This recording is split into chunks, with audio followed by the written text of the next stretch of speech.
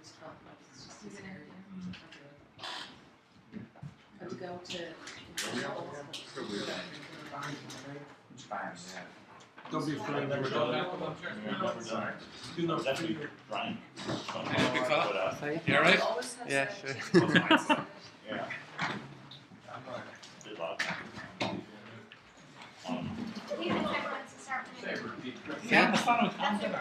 Okay, so This is a pre-start to start. so welcome. Today I will be talking about the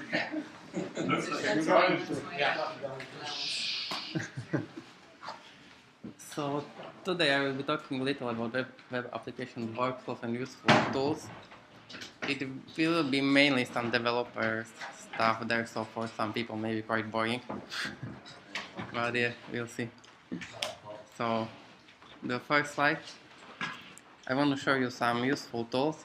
The first is a total Finder. This is the extension built on the top of the classic Finder, and it has a tabs way before the Maverick had. The like the dual window. You can hide the hidden files, and like the most important thing to me, it has folders always on top. So I can imagine work with it basically. Then there is the Google Chrome Canary. It's like the classic Google, but it's like it's a development version of the Chrome, so it has all the newest feature first. So yeah, it's quite good to use it because it always has the nice things. Then there is this really nice tool called Alfred. It's this little guy here, and this can really simplify your life because you can like search for something with this. You can like run many scripts, and it has a great section called workflows, so you can like bind some scripts to it. For example, you want to search the GitHub, so you put GH at the first, and then you directly search for Bootstrap, or you can use can I use, for example, last child, and it will show you if you can use these tier selectors. You can see that I guys was a little lazy to implement it, and many others. You can like shorten URL.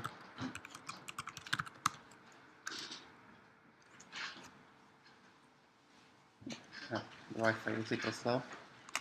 At least one thing has to go wrong. Yeah, but the point is that it has many workflows, as you can see here. So, and build the one custom is really easy. So it's really nice tool. Then there is a dash.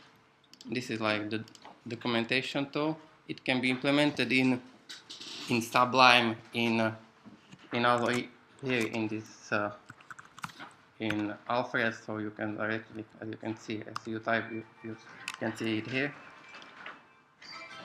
Then there is some Sublime text plugins that I use. I mentioned only 3 because I have plenty of them, but these 3 are not maybe really well known, but they're really useful. So I can like this. Then the first one is Doc Blocker. This is a really nice tool for documentation. So if you have a block of code like this, and you can type something like this, it will generate. You can really see it there. Yeah, but you can like really easy generate documentation with it. Yeah, that's a little better. Then So it's kind of Java doc, is it? yeah, exactly. So your laziness is no more excuse for creating documentation. Then you have this VCS gutter.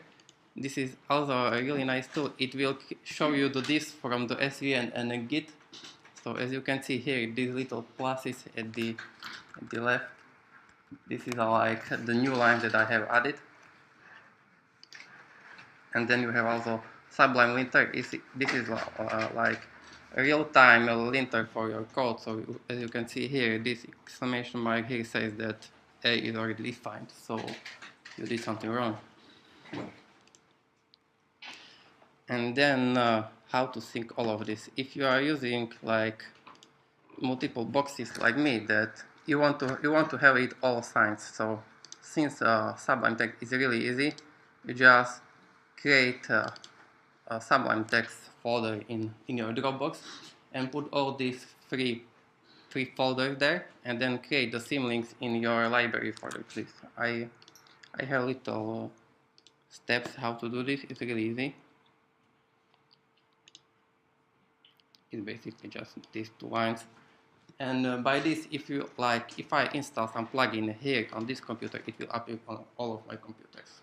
So I have no longer worry about having the same environment on all my computers. The same goes also for the Alfred. If I install some Alfred workflow here, it appears between all of my computers. And there is this little section called dot files.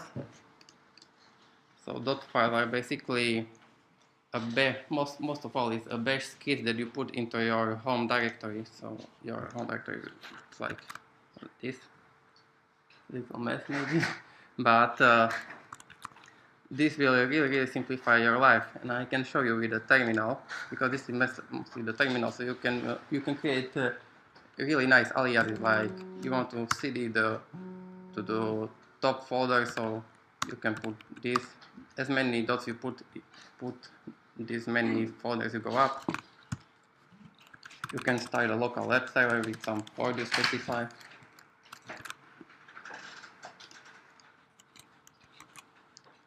And you can, for example, start iOS simulator. You can do many more. The main like really help thing is there that you can create aliases. So I no longer have like say ls, and I don't even remember these flags. I just type L and I have the nice list that I always use.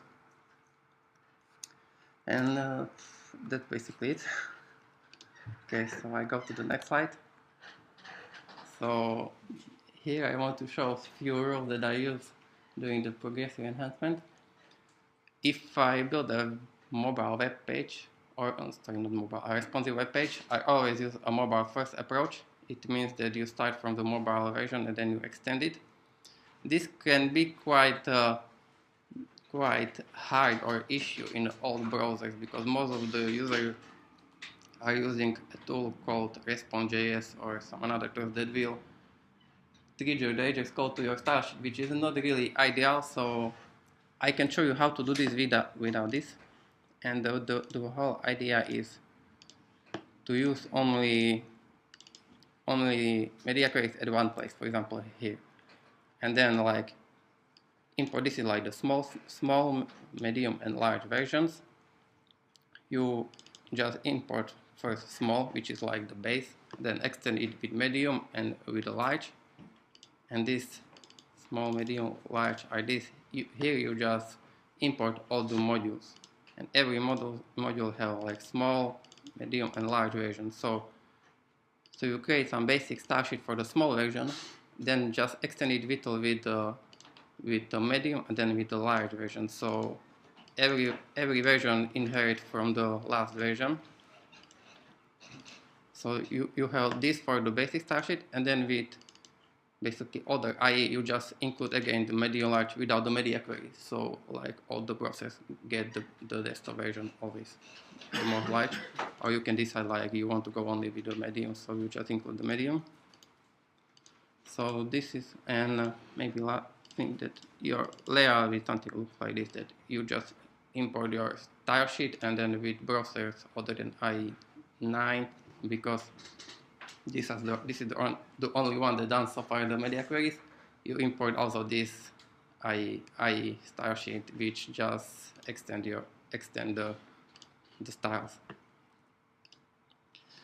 Then I just wanted to talk about the IDs. I never use them in a CSS selector because it's not really a good idea to use them. They don't make your code reusable at all, and they will little mess with your CSS right, so it's a lot easier to use only classes. And the last one is the CSS transitions. To be honest, I don't really remember the last time I used jQuery animate. This time you can use the transitions for almost everything, and the support is quite good. And they can also be hardware accelerated with little tricks, so I use always them. Okay, so now I want to show you some JavaScript good practice. The first is the unit test. Every time when it's possible, try to build the unit test. It's really easy to build them. As you can see here, this is a simple unit test for FMT function which just replace some placeholder with arguments. And this particular example is a Mocha test with a shoot section library. Later I will show you how to run this and set up this, but this is how it looks like. It's really easy to read. Then some good practice about the bindings. The first example is something that you can mostly see on most of the web page. It works, but it's not really ideal. Something better is underneath. The difference between these two is that most of the people use the second one only for dynamic generated content, but you don't have to do this. You should use it always, because the difference between these two is that the second one will bind only one event. So the first one will bind as many li documents you have, li elements you have, so even like 100 if you have it 100. And the last one is, I think, the best. This is not more no, this is not more like reliable on your markup, because you are using data attributes and binding namespace. So you can change your markup, like you can switch from UI to a table or to a divs, and your JavaScript will still work. There is a closure and strict mode. Every time when you build some application, you should wrap it in a closure, because use strict mode probably. I'm using it always, and I think it should be used. But yeah, the strict mode only will parse the JavaScript parser will parse your script little more strict, so it will yell on you if you do something wrong, even if it's like it will not break or anything. And this is just a string, so it's ignored in some old browser that don't support it, and also some uglifiers are stripping it out. And the closures are that basically it creates for you a playground where you can create all the variables that you want, and you will not create any unnecessary globals, which you shouldn't, because creating unnecessary globals is, I think, one of the worst things you can do in a JavaScript. Then we have these promises. The promises in the JavaScript taking care about the asynchronous callbacks mainly, and there are many libraries that are implementing them. This one particular example is directly implemented from the jQuery deferred object, and the usage is really easy. You just create the deferred object, and you either resolve or reject it and return the promise, and then you can attach as many as done functions you want to have to this function.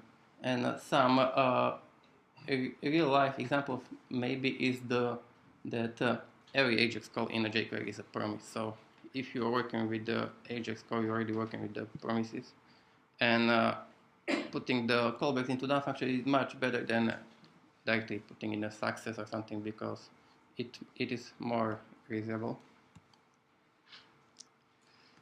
Then there is something about the variables.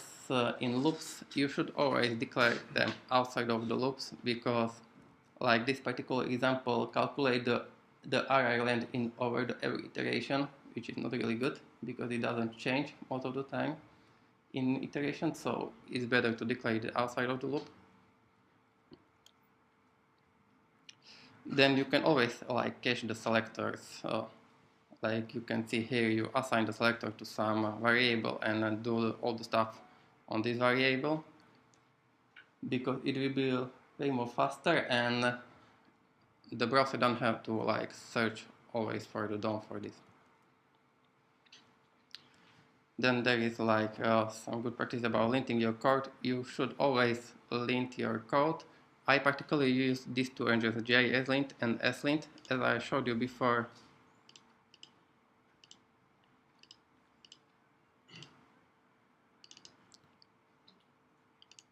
this was linked by the JS hint that show you that A is already defined. And JS hint is fine in most of the time, but I also use slint because this one will yell on you way more, and if your code pass and both of them, it doesn't really tell you that it is good, but it have got to get suggestions to be good. Then I want to show you a Gantt.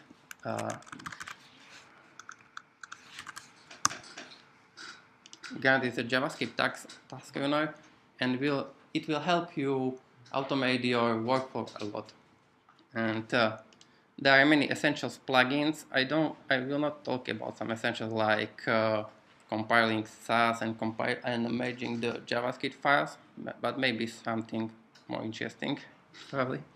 First is the JavaScript linting. So I go here and type Gantt. Yeah. I have exactly the same error as you can see in my code before.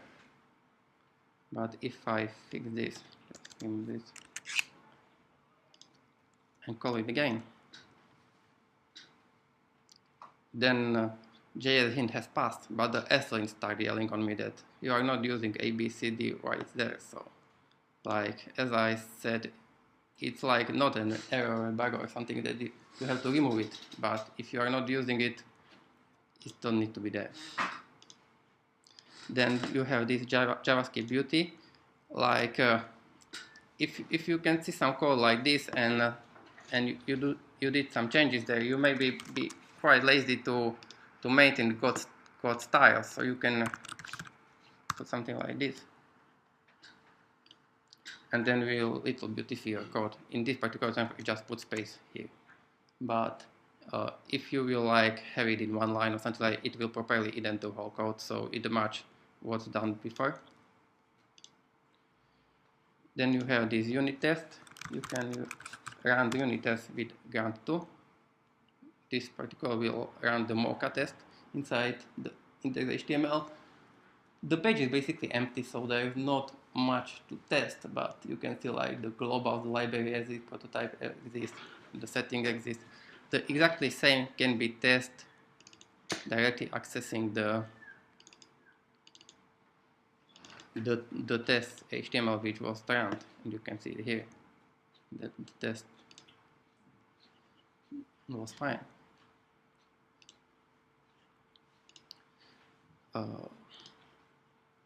Yeah, then we have this switching between prod and then environment. This is, I think, really handful because I Python server here, not here, sorry.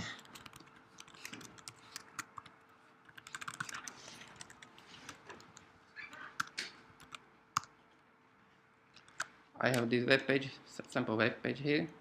As you can see, this is like the development version. It gives me some log, like what the jQuery I'm using, what the modernizer I'm using, what version it is. And I have all the assets here. But if I do something like this,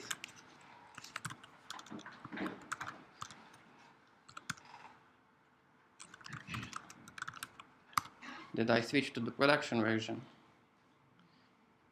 it will compile all the assets, everything, and now you can see that all my styles are minified, like plugins, app, also the style sheets, and I don't have anymore any console logs in my console. So this is really helpful. It will like strip all the manual work you have to do. Now again I can refresh this. Then you have all this. If you like developing, you probably want to have some watch tasks on some of your assets, so you can do something like this. First I kill this server.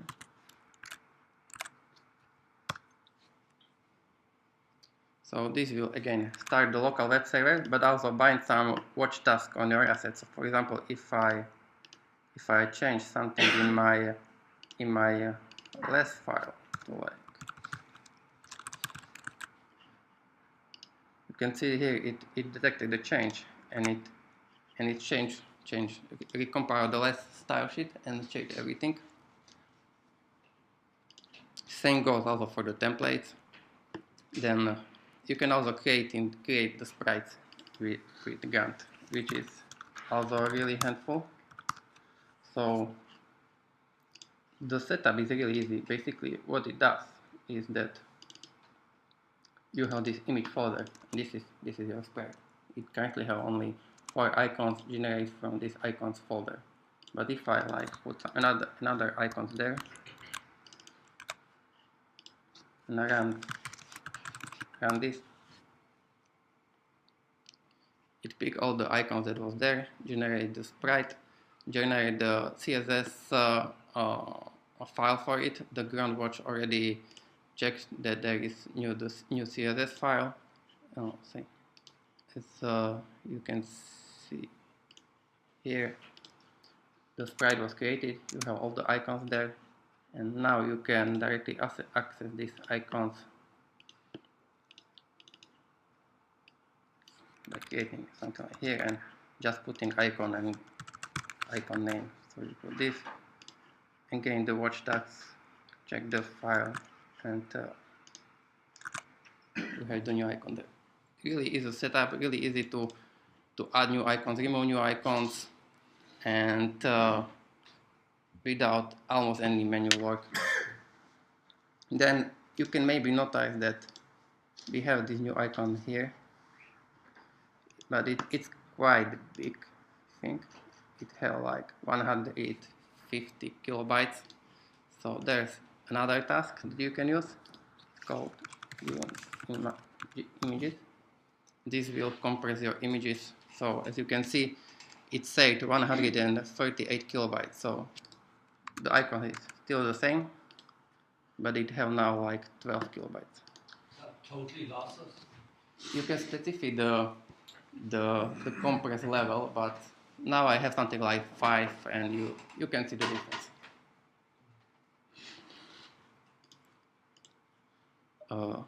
Yeah, and then there is the last one is creating the screenshots. Like if you have your web page like this, it's little small responsive version, then you can run screens. This will run the Phantom.js server and create the screenshots in predefined version that you have set up. So, for example,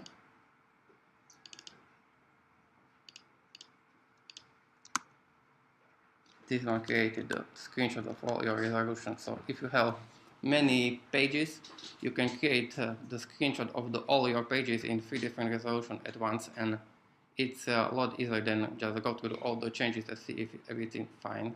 If you can do some small tests, or I don't know. So there's the Gantt. There is a human. Again, human is something like tools for the modern workflows, and it have many generators, like many community generators. Like here you can see like there's a lot of them, and how to run some generator is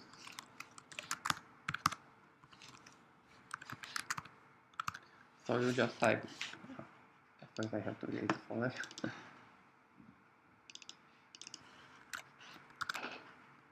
So you want to create, for example, a new Bootstrap app. So you just type, I think it's called something like this. I hope so. No. I think. Oh, this. So you call something like this, and this little guy showed up. And you like check, okay, I want also the JavaScript files, I want the font awesome, you enter, and it will scaffold your whole app for you, so you don't have to like manually download some Bootstrap or anything, and it will install all your dependencies via Bower. Yes, so it will take a while.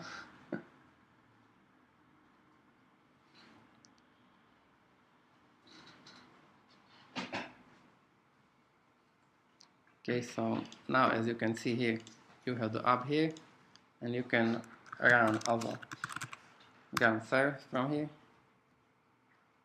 and you have the bootstrap up here in a really easy way from basically nothing. But the cool thing about this human is that you can also build your own generators, and I can show you in this example here. So, for example, you have app like this, and every module have, like I show you, it owns less files for the small, medium, large. Then it have its own template and also its own JavaScript files.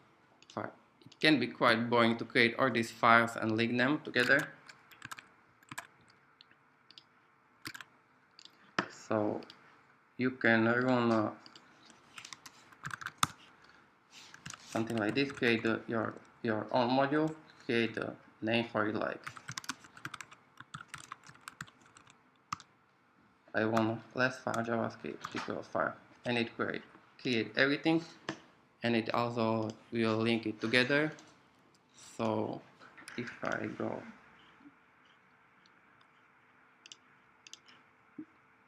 here, you can see that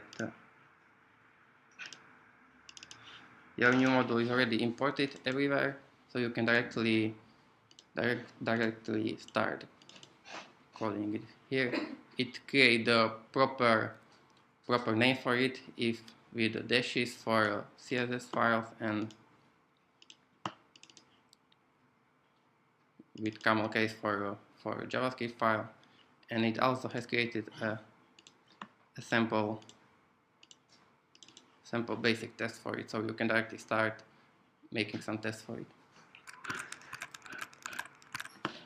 What are those written in? Sorry? What do you write to your custom modules in? In Node.js and JavaScript.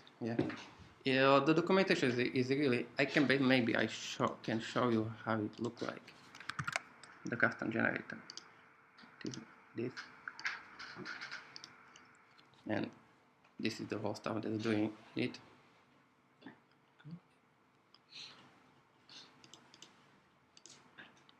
So this is the human, and the last one is the bower.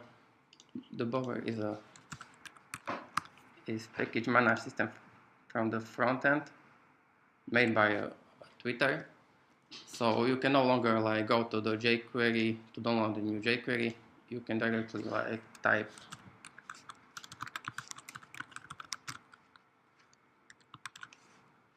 like this, and it will download for the jQuery, and you have jQuery already there. So that's it. That's all.